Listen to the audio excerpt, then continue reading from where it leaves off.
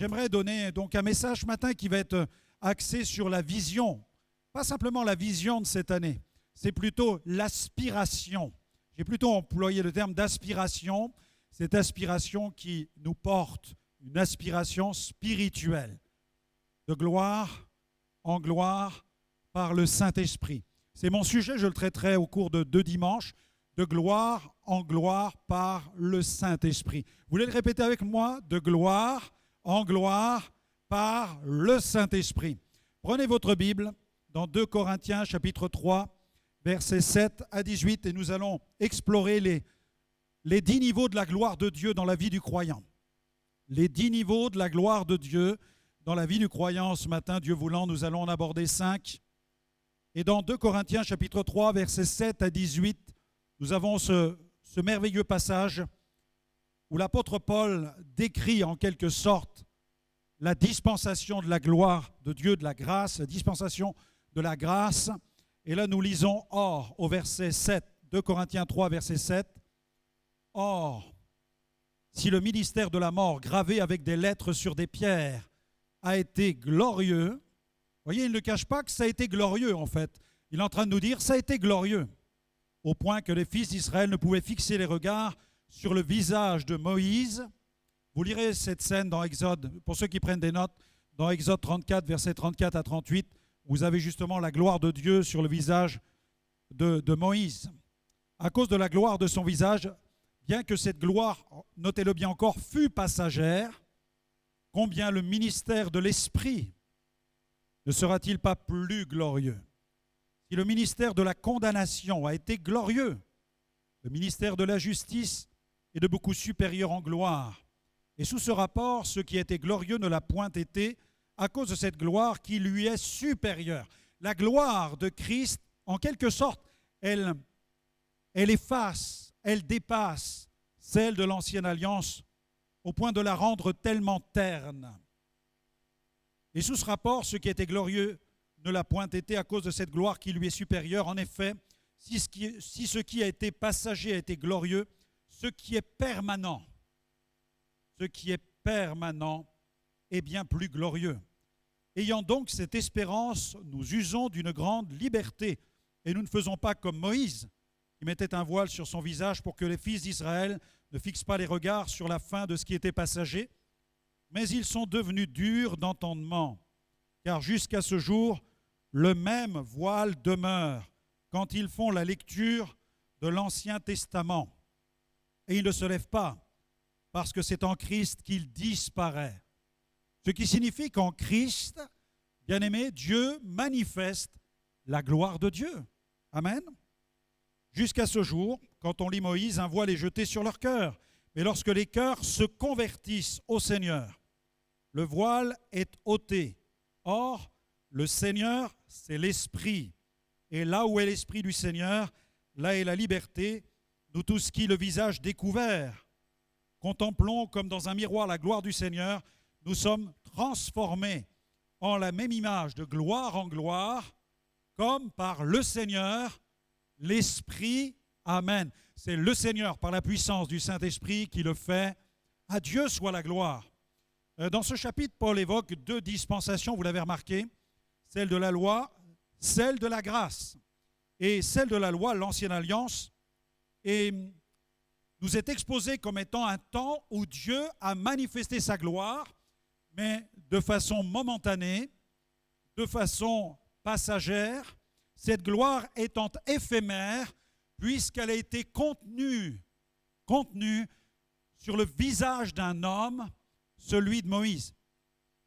Réfléchissez quelques instants à cette gloire qui est contenue sur le visage d'un homme, et même, je dirais, enfermée dans un coffre fait de bois d'acacia, l'arche de l'Éternel.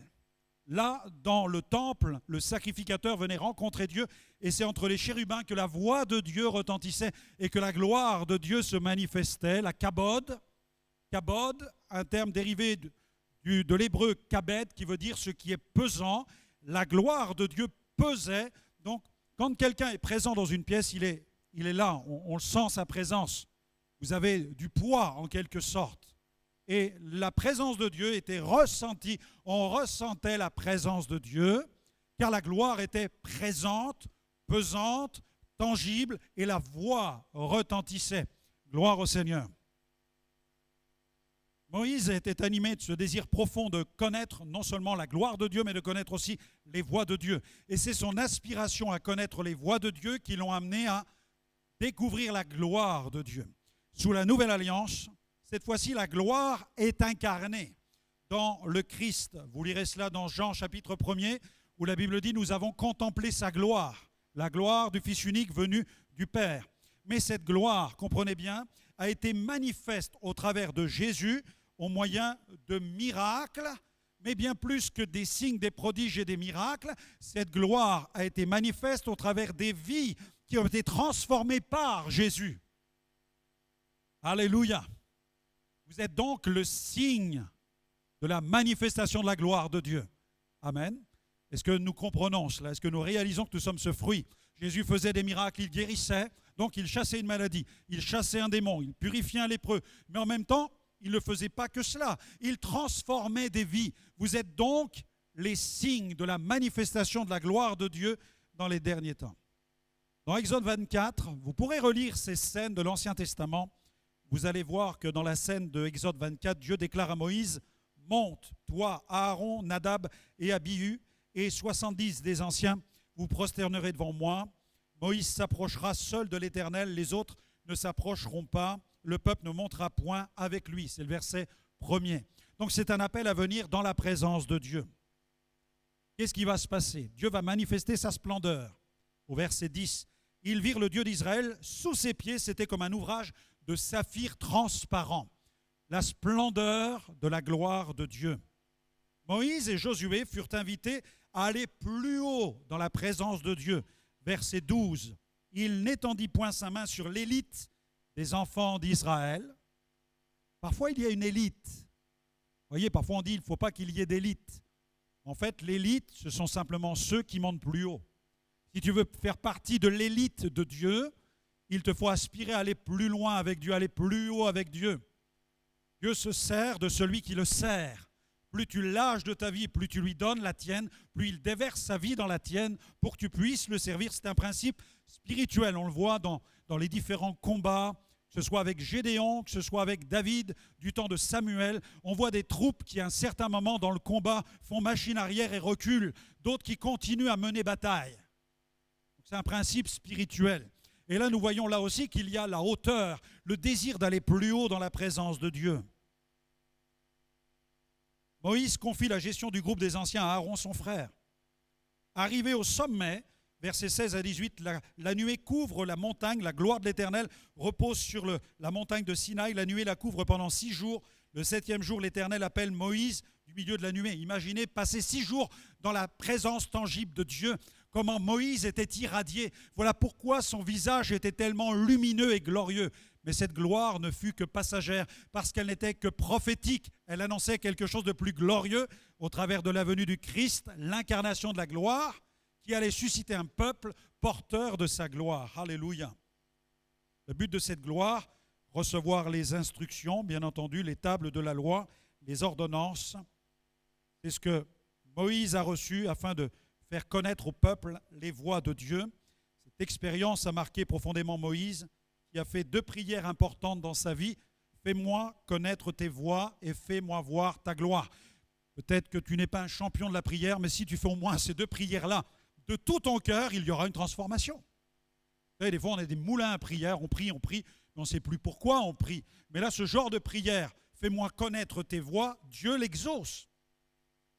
Quand on dit à Dieu, Seigneur, fais-moi voir ta gloire, Dieu a le désir de le faire parce que tu vas vouloir respecter ses instructions.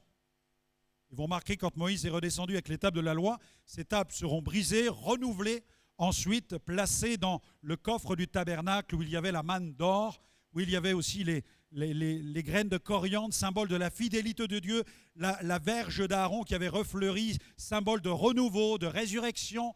Ce coffre en bois d'acacia surplombé par des anges avec cette couverture à l'intérieur et à l'extérieur avec de l'or était le témoignage de la grandeur, de la majesté, de la splendeur de Dieu. Dieu nous parle dans ces moments de gloire. Alléluia. Et ce que Dieu fait sous la Nouvelle Alliance est aussi glorieux. Je vois dans Acte 4, versets 13 à 14, les apôtres des gens du peuple, des marins pêcheurs, se mettent à prêcher l'Évangile. Et on dit d'eux que ce sont des gens sans instruction. Ce qui veut dire qu'il y a de l'espoir pour moi, il y a de l'espoir pour beaucoup de gens dans la salle. Amen. Peut-être que vous dites, mais je n'ai pas eu mon bac, j'ai pas bac plus 5, est-ce que Dieu pourrait se servir de moi? Amen, heureusement. Et la foi n'est pas contre les études et j'encourage les jeunes à faire des études, bien entendu. Et je vous encourage à avoir du succès dans les études, à devenir des leaders dans la société qui allait être source d'influence positive dans le monde dans lequel nous sommes. Mais en même temps, Dieu est capable de se servir parfois des choses folles du monde pour confondre les sages. Amen. Ce qui veut dire que là, nous avons des hommes sans instruction, des artisans qui vont être utilisés par le Saint-Esprit. Le texte dit des gens sans instruction. Dans le texte grec, c'est le terme idiotesse. Idiotesse. Ça vous dit quelque chose? Idiotesse. Ce n'est pas de l'allemand, hein, c'est du grec, idiotesse. Ça veut dire idiot. En fait, idiot. En français, on pourrait traduire le mot idiot. Des gens sans instruction, des hommes du peuple, des gens qui, à la limite des demeurés en fait. Jésus a pris des gens qui avaient, voilà, c'est des gens du peuple. Il y avait, vous savez, déjà à cette époque, il y avait des formes de caste. Il y avait les gens qui avaient de l'argent, les nobles, même si plus tard, au Moyen-Âge, il y a eu ces catégories au sein de la société française, je dirais de tout temps, au sein des peuples, il y a eu toujours des castes supérieures et des castes inférieures. Et là, les marins, ce sont les gens du peuple, ceux qui vont aller à la pêche, du poisson, ceux qui vont travailler de leurs mains. Donc ces gens-là sont considérés comme le bas du peuple. Et le texte dit des gens sans instruction, et pourtant le texte dit dans Acte 14, 13 à 14, ils les reconnurent pour avoir été avec Jésus. Ils les reconnurent. Ils n'ont pas eu besoin de parler beaucoup en fait. Parce que comme la gloire de Dieu était sur leur vie, ils émanaient de cette gloire qui était sur la vie du Christ. Alléluia. Cette même gloire qui était sur Pierre lors du réveil de Jérusalem et qui guérissait les malades, cette même gloire qui était sur les mouchoirs de Paul, qui apportait des délivrances de démons et des guérisons de maladies. Premier point, premier niveau de manifestation de la gloire dans la vie de l'enfant de Dieu, c'est la révélation, l'accès à la révélation du Christ sauveur. Jésus, le Christ sauveur. Dans sa lettre aux chrétiens de Rome, Paul a écrit, dans Romains 3, 23, regardez ce passage où il est écrit « Car tous ont péché et sont privés de la gloire de Dieu. » Le péché nous prive de la gloire de Dieu. Il nous sépare de la gloire, il nous tient à distance de la gloire de Dieu. À chaque fois que je pêche, je porte atteinte au niveau de gloire de Dieu dans ma vie. J'attriste le Saint-Esprit, l'Esprit de gloire. C'est pourquoi nous devons veiller, enfants de Dieu, sur la question du péché. Nous devons traiter le péché avec la plus grande rigueur.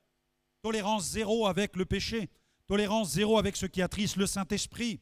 Je dois me sanctifier, marcher dans la sainteté. Parce que le plus grand des miracles, c'est celui d'une vie transformée. 2 Corinthiens chapitre 5, verset 17, le texte nous dit ceci, c'est Paul qui l'écrit. 2 Corinthiens 5, 17, si quelqu'un est dans le Christ, il est une nouvelle création. Les choses anciennes sont passées, voici, toutes choses sont devenant nouvelles dans sa vie. Dieu soit béni. Vous êtes des nouvelles créatures. Amen, tu peux le dire à ta place, je suis une nouvelle création. Je suis une nouvelle création.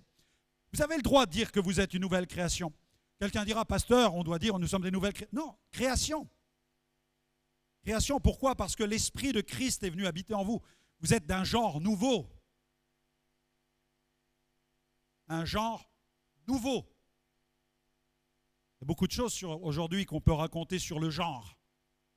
Et là, il y a un genre nouveau. Amen. Le genre divin. Vous avez l'Esprit de Dieu qui vient en vous. Amen. Vous êtes des nouvelles créations. L'Esprit de Christ est venu fusionner avec votre esprit. Vous êtes une habitation de Dieu en esprit. Amen. Alléluia. Vous êtes d'une ère nouvelle, d'un âge nouveau, l'âge du Saint-Esprit. Dieu soit béni. Voilà pourquoi vous pouvez dire que vous êtes une création nouvelle. Oh, merci Seigneur. Vous êtes une création nouvelle, créature nouvelle. Vous avez une nouvelle identité en Christ. Vous pourriez citer beaucoup de choses. Vous êtes des disciples. Amen. Tu peux dire à ta place, je suis un disciple. Je suis un enfant de Dieu. Je suis un fils, une fille, un serviteur, sacrificateur, ambassadeur, héritier, co-héritier, et j'en passe. Il y a de nombreux termes dans la parole de Dieu qui déterminent votre identité. Et je peux ajouter des vases de gloire. Amen. Note-le sur tes notes ce matin. Je suis un vase de gloire. Et crois-le, crois-le, crois-le. Je suis un vase destiné à la gloire. Regarde ce qui est marqué dans Romains 9. Là, chez toi, sur les réseaux sociaux, va chercher ce passage dans la Bible maintenant. Dans Romains, chapitre 9, versets 22 à 23. Et que dire si Dieu, voulant montrer sa colère et faire connaître sa puissance, a supporté avec une grande patience des vases de colère formés pour la perdition, et s'il a voulu faire connaître la richesse de sa gloire envers des vases de miséricorde qu'il a d'avance préparés pour la gloire, selon qu'il le dit dans Osée, j'appellerai mon peuple celui qui n'était pas mon peuple. Amen. Tu peux dire, je suis le peuple de Dieu. Le peuple de Dieu. Je fais partie du peuple de Dieu.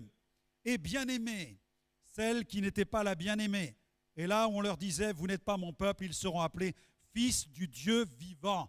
Tu es un fils du Dieu vivant, tu es une fille du Dieu vivant. Tu as le droit de le déclarer parce que la gloire de Dieu est déversée dans ton vase. Tu es un vase de gloire. Amen. Dans 2 Corinthiens 4, 7, 2 Corinthiens chapitre 4, verset 7, nous portons ce trésor dans des vases de terre afin que cette grande puissance soit attribuée à Dieu et non pas à nous. La grande puissance, c'est la manifestation de la gloire de Dieu. Dieu manifeste sa gloire dans les vases de terre que nous sommes. Deuxième point, deuxième niveau de manifestation de la gloire de Dieu dans la vie du racheté, l'identification glorieuse à la stature de Christ. L'identification glorieuse à la stature de Christ. Bien-aimés, nous sommes tous entrés dans un processus de transformation et de glorification. Regardez ce que Paul écrit dans Galates 4, verset 19. Épître de Paul aux Galates, chapitre 4, verset 19. Cette identification était pour Paul un fardeau qu'il portait à l'égard des communautés dont il était le pasteur.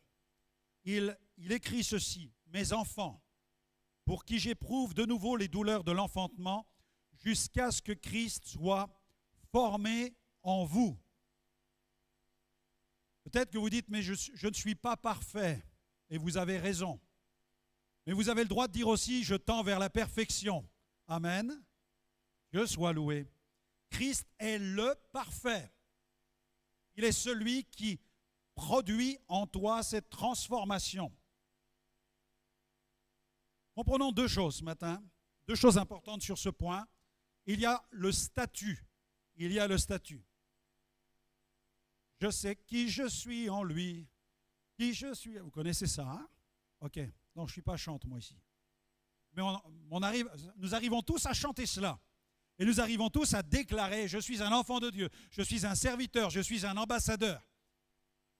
Et nous ne craignons pas vraiment d'être affirmatifs avec, je dirais, tous les domaines magnifiques de notre statut. Mais il est important, en tant qu'enfant de Dieu, que chacun d'entre nous comprenions ce matin qu'il y a le statut, et note-le bien, il y a le statut et la stature. Et le statut ne fabrique pas la stature. Le statut, c'est un cadeau. La stature, c'est un travail. Statut et stature. Je peux chanter à tue-tête, je sais qui je suis en lui pendant des heures, mais si je ne suis pas transformé par lui, je n'aurai pas la stature nécessaire pour être ce chrétien armé afin de faire face dans les derniers temps aux pressions, aux oppressions, aux attaques qui vont venir sur l'Église. Le Saint-Esprit nous transforme pour que nous tendions vers la stature parfaite de Christ. Amen. Il y a dans ce processus de transformation dont parle Paul plusieurs points. Premièrement, c'est recevoir Christ. Je ne peux pas ressembler à Christ si je ne le reçois pas. Est-ce que tout le monde a reçu Christ? Oui, pasteur, papa l'a reçu, maman l'a reçu, c'est très bien, mais toi, toi, est-ce que tu l'as reçu? C'est pour les enfants aussi, c'est pour les ados, c'est pour les préados, c'est pour les jeunes. L'as-tu reçu? Recevoir Christ, Christ comme sauveur. Alléluia! Amen! J'en ai vu des centaines de milliers dans le monde venir devant mes estrades, faire la paix avec Dieu, recevoir Christ comme sauveur. Ils ont levé la main, ils ont fait la paix avec Dieu. On a sauté de joie avec eux. Mais le travail ne faisait que commencer. T'as-tu? Je suis sauvé. Alléluia. La justification vous déclare saint, mais la sanctification va vous rendre saint. Premier point, c'est recevoir Christ comme sauveur, mais aussi comme Seigneur. Deuxième point, c'est suivre Christ. Je le reçois, mais je décide de le suivre. Troisième point, c'est ressembler à Christ. Je veux lui ressembler. Il ne suffit pas de suivre Christ en disant « moi, je vais à l'église, là-bas, c'est mon église ». Des fois, quand j'entends certaines personnes dire « là-bas, c'est mon église », je dis « waouh, Seigneur, ouh. » Non, pas lui. Ils ne disent pas que c'est son église. Parce que parfois, le témoignage est tellement saccagé que nous n'avons pas beaucoup de fierté à entendre de quelqu'un qui dise « là-bas, c'est mon église ». Ressembler à Christ. Notre société n'a pas besoin de gens religieux. Elle a besoin de gens transformés. Elle n'a pas besoin d'évangéliques. Non, elle a besoin de gens, d'hommes et de femmes transformés par la vie du Christ. Le titre, l'étiquette, on peut avoir une belle bouteille de champagne avec l'étiquette champagne, mais avoir du poison à l'intérieur. Il faut des hommes et des femmes habités par le Christ, recevoir, suivre, ressembler. Et quatrième point, partager Christ. On veut le partager aussi avec les autres, c'est servir Christ. On a envie de le servir. Frères et sœurs, c'est un immense défi que d'être un enfant de Dieu, que d'être un chrétien. Il nous faut grandir dans la stature de Christ. Et pour cela, il nous faut manger de la nourriture solide. L'auteur de l'Épître aux Hébreux, vous pouvez noter la référence dans Hébreux 5,14, nous dit « La nourriture solide est faite pour les hommes faits » ou matures. On peut avoir une autre traduction, mature, la nourriture solide. Malheureusement, aux Corinthiens, Paul est obligé de le reconnaître. Il y a cette déception dans son cœur, chapitre 3, dans les Corinthiens, versets 2 à 3. Je vous ai donné du lait, non de la nourriture solide, car vous ne pouviez pas la supporter.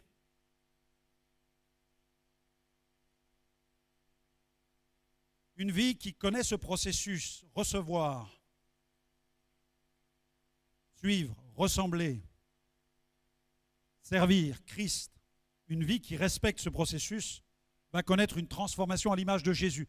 Et l'image de Jésus, c'est quoi? Un enfant de Dieu va manifester les caractéristiques, ou plutôt le caractère de Jésus. Et qu'est-ce qu'on rencontre chez Jésus? On va y trouver l'humilité, la sainteté, la fidélité. On va y trouver l'amour. On va y trouver la communion. Quand on regarde Jésus vivre, au niveau de son caractère, on trouve tous ces domaines-là. Les domaines de son caractère. La tendresse, l'amour, la compassion. Ces choses-là sont chez Jésus en abondance. La sainteté, la prière. Ça, c'est le domaine de notre vie transformée. Mais l'identification à Christ dépasse le caractère. On ne peut pas simplement se reposer là-dessus en disant « il faut que je sois gentil, il faut que je sois bon, que je sois plein de compassion, voilà, il faut que je prie ».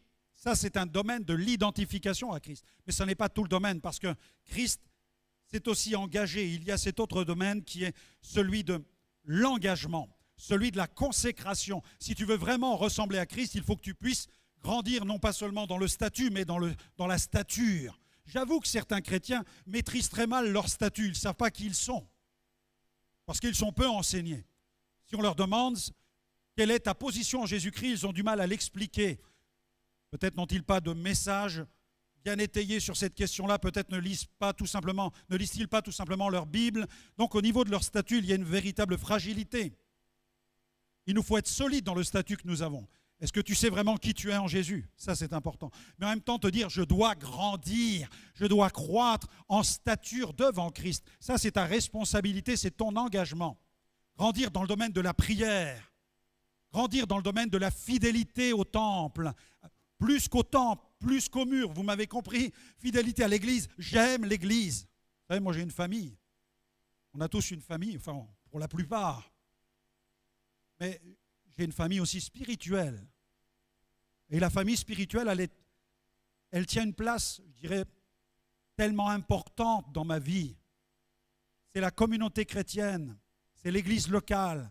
Nous aimons nous retrouver. Pourquoi? Parce que nous aimons le même Seigneur, nous avons le même esprit, nous avons la même destinée et nous aimons être ensemble et ça nous fait tellement de bien parce qu'on y trouve la bénédiction, l'amour des frères et sœurs, les dons spirituels, les paroles prophétiques, la Sainte Seine, la louange, le ministère de la parole. On aime être dans l'église.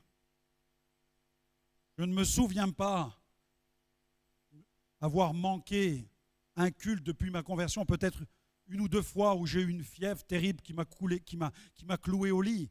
Mais j'aime tellement. Et je fais tout pour m'organiser de telle manière que je ne vais pas manquer le culte parce que ma famille a le droit de me voir. Mais moi, j'ai besoin de voir Dieu.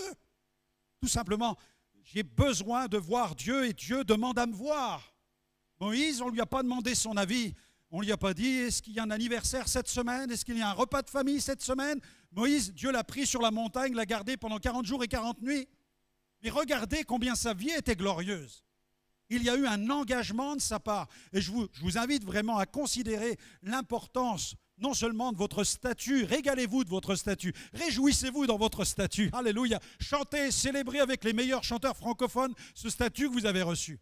Mais ensuite, dites-vous maintenant, je dois grandir dans ma stature. Je dois devenir véritablement, vraiment une arme aiguisée entre les mains du Saint-Esprit parce que ce pays a besoin d'hommes et de femmes, pas seulement avec un statut, mais avec une stature spirituelle. Alléluia. À l'armée, on était sur le champ de tir. Mais ça, c'est de l'entraînement. Il y a une différence entre le champ de tir et la vraie guerre. Le statut, c'est un peu le champ de tir.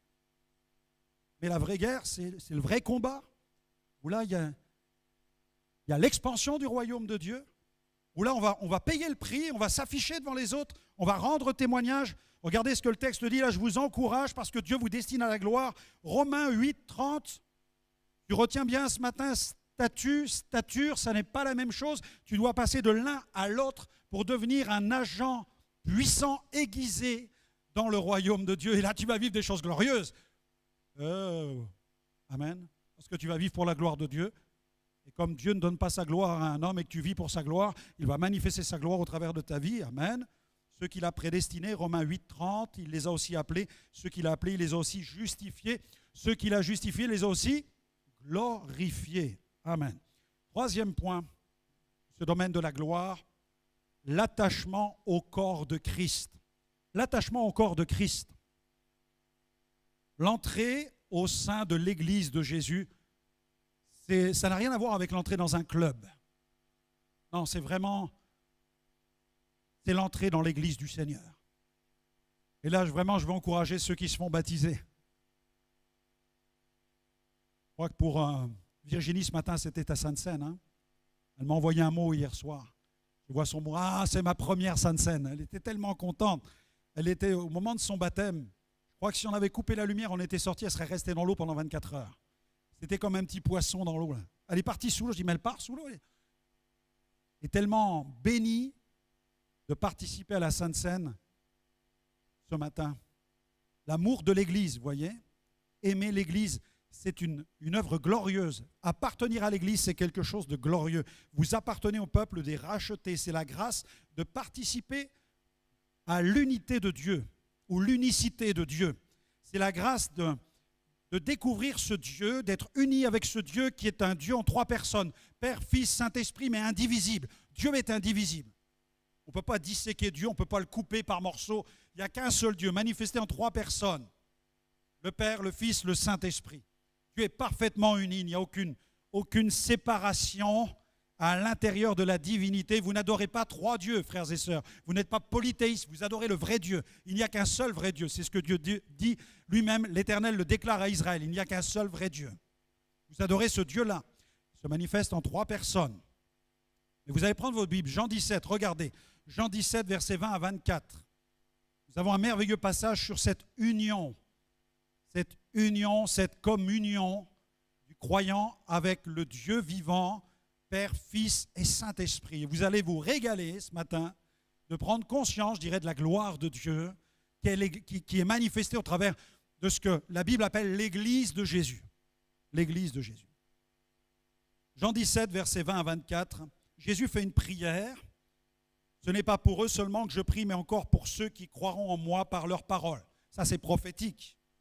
Afin que tous soient un, comme toi, Père, tu es en moi et comme je suis en toi, afin qu'eux aussi soient en nous, pour que le monde croie que tu m'as envoyé. Je leur ai donné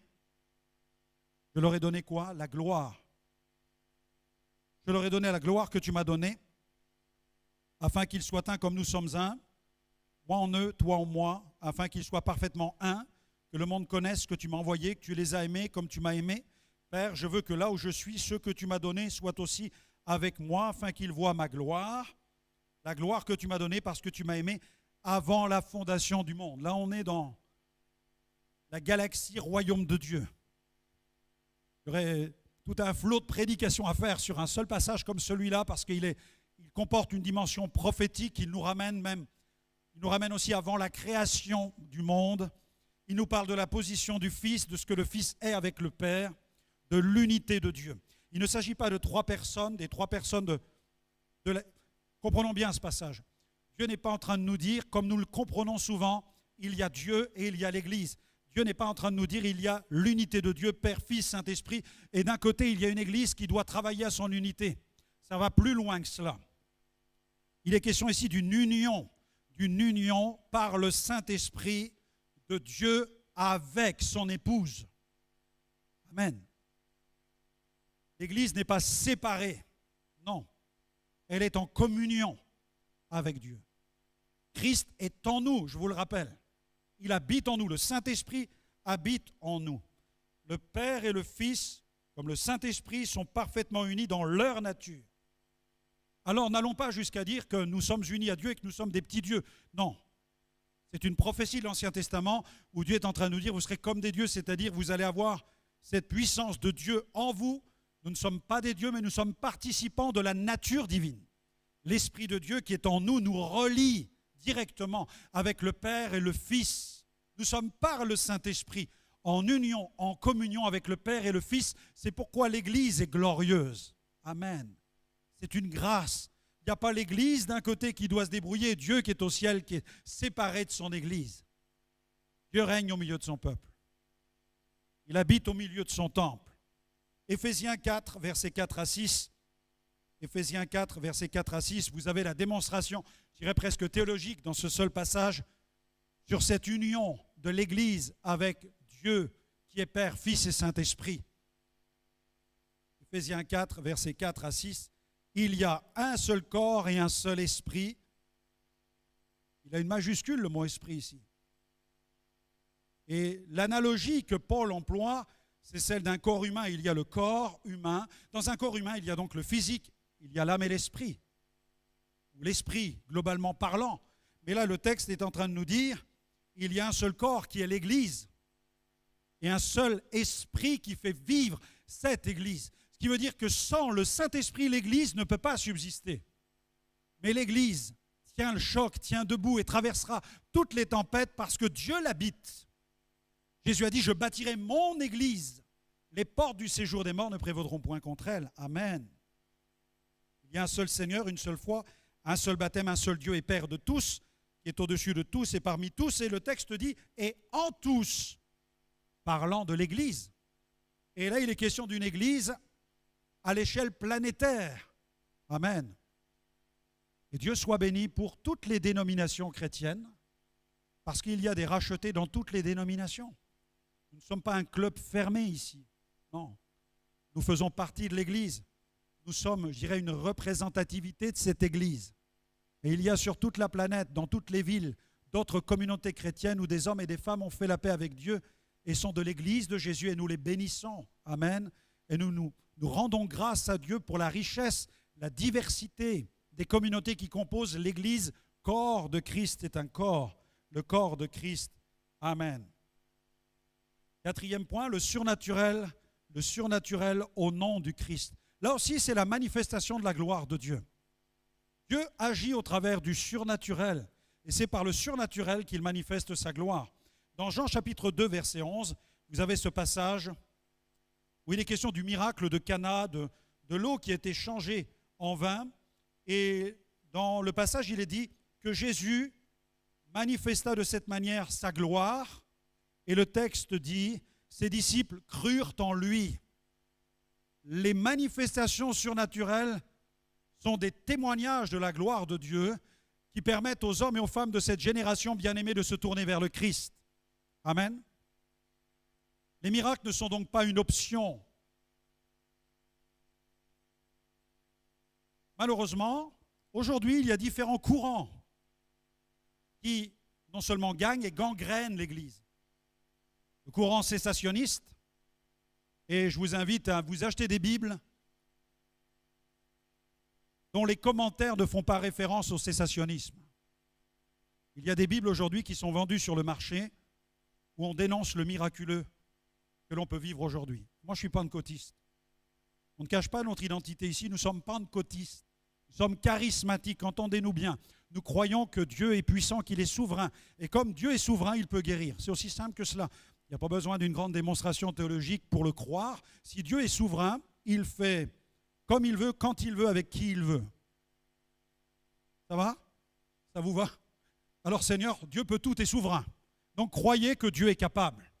Et comme il est capable, il peut donc guérir quelqu'un lorsque nous prions. D'ailleurs, c'est pourquoi nous croyons que la prière, les prières ne sont pas de vaines redites, mais que la prière a de la puissance. Si je prie, c'est pour voir un miracle. Je ne prie pas pour que le fléau me tombe sur la tête et que je puisse l'endurer. Non, je prie parce que je crois que Dieu peut ôter la maladie, que Dieu peut m'en délivrer. Nous croyons au surnaturel. Il y a donc le cessationnisme qui enseigne que l'époque des miracles a cessé avec l'extinction des apôtres qui vécurent avec le Christ, les contemporains de l'époque du Christ. Nous croyons qu'après les apôtres, la puissance de Dieu se manifeste encore parce que Dieu reste le même. Jésus a dit, je suis avec vous tous les jours jusqu'à la fin du monde. Ça rassure, amen. Ça vous rassure chez vous aussi? Il est avec nous jusqu'à la fin du monde. Vous êtes à la fin du monde, là, pas encore. Donc ça veut dire qu'il est encore avec nous. Il veut encore confirmer sa parole. Il y a aussi le régressisme. Le régressisme, c'est la conséquence du manque de stature. C'est le symptôme du manque de stature spirituelle dans l'Église. S'il n'y a pas de stature, s'il n'y a pas des gens dans l'Église avec de la stature spirituelle, on finit par ne plus croire au miracle. On ne croit pas que Dieu puisse intervenir. On ne croit pas que Dieu puisse secourir. On ne croit pas que Dieu puisse pourvoir. Parce qu'il n'y a pas de stature. Ce symptôme-là, c'est symptomatique. Le régressisme touche des gens qui ont connu le miraculeux. Ils ont connu, ils ont peut-être été même baptisés du Saint-Esprit, ils ont vu des guérisons, mais ils arrivent à un moment de leur vie où ils n'y croient plus parce qu'ils ont décliné sur le plan spirituel. Puis il y a une troisième catégorie qu'on pourrait appeler le scepticisme évangélique. Il y a des hommes et des femmes dans les églises qui ne sont pas forcément contre ou pour, mais comme ils n'ont pas eu l'occasion de le voir, ils sont dans cette situation où ils attendent de voir pour croire. C'est une forme d'agnosticisme spirituel. Et ils ne demandent qu'à voir des preuves pour y croire. Et dès qu'ils voient des choses se manifester, ils croient tout à nouveau que Dieu est capable. Alléluia. Regardez ce que déclare la parole dans Luc 5, 26. Prenez votre Bible, Luc 5, verset 26. Le texte dit, au sujet du ministère de Jésus, Jésus était accompagné de miracles. Et le texte déclare ceci, tous étaient dans l'étonnement et glorifiaient Dieu, remplis de crainte, et ils disaient, nous avons vu aujourd'hui des choses étranges. Nous avons vu des choses étranges. Dans le texte original, le mot est paradoxos. Para veut dire, en grec, on peut traduire para par à côté. Aujourd'hui, on le traduirait par à côté. Mais à l'époque de Jésus, on ne traduisait pas le mot para à côté, mais on le traduisait par contraire à. C'est différent. Contraire à. Jésus faisait des choses contraires à. À quoi? Doxa. Le mot doxa, on peut le traduire de plusieurs manières. Le terme doxa veut dire exercer un jugement, mais aussi, on peut traduire par gloire, magnificence, excellence, prééminence. dignité, grâce, majesté, la condition la plus glorieuse, l'état le plus élevé. On utilisait le terme doxa pour parler de hauteur, pour parler de grandeur. C'est-à-dire de choses que l'on connaît, l'excellence de ce qu'on sait, l'excellence de ce qui est entendu, l'excellence de ce qui est appris. Jésus faisait des choses contraires à ce qui était entendu, à ce qui était coutumier de comprendre. On peut traduire donc paradoxe par ceci, de façon, je dirais, tout à fait simple, ce qui va à l'encontre de l'opinion communément admise, acquise, ce qui va à l'encontre. Jésus faisait des choses qui allaient à l'encontre du sens commun. Jésus faisait des choses, en fait, Jésus prenait la logique à contre-pied. Jésus faisait des choses aussi extravagantes, qui n'avaient pas d'explication, quelque chose qui heurtait le bon sens, quelque chose d'inhabituel, qui déconstruisait les idées reçues. Amen.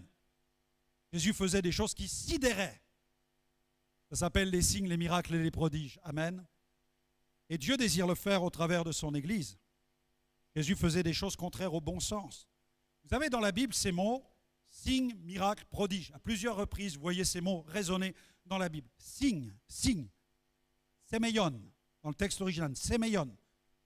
Ça veut dire, je suis là, un signe. Dieu fait des miracles pour dire, c'est par là le chemin. D'accord?